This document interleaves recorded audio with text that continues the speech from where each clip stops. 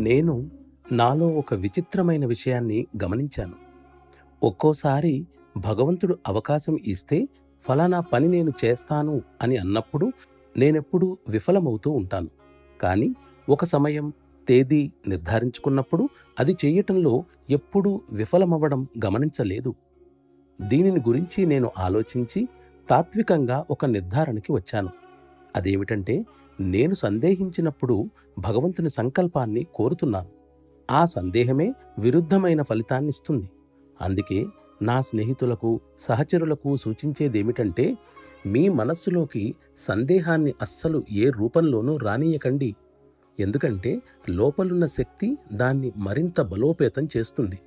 స్వామి వివేకానంద ఎక్కడో అన్నారు, అది ధార్మికంగా లేకపోవచ్చును గాని బలహీనులకు భగవంతుడు సహకరించడని చెప్పారు. కాబట్టి మనం ఏమి చేసినా కూడా మన సంకల్పాన్ని దృఢంగా చేసుకుని సాధ్యమైనంత వరకు ఆయన సంకల్పానికి అనుగుణంగా మన సంకల్పాన్ని ఉంచుకోవాలి.